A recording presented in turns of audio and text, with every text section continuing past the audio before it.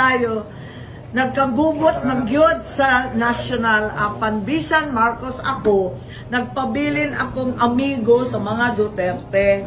Loyalist man ako kay PRRD, sorry na lang.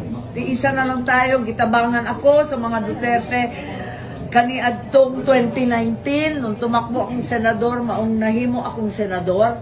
Mas kasama man ako sa hugpong, kasama ni Vice Gov Tyron, uban-uban man kami ng kampanya.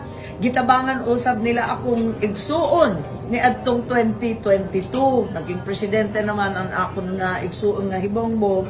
Gitagaan usab nila ang akong amahan sa luna sa libingan ng mga bayani.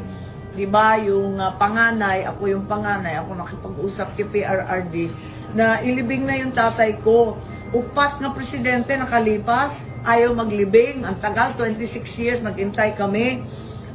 Pati yung isang presidente na pinsan niya, ayaw ilibing yung tatay ko. Si PRRD lang naglibing. Busa dako, akong kabubuton kanila. Nagkagubot yun kay daghan mga ambisyoso na gusto mamahimong presidente karong 2028, nagmamadali.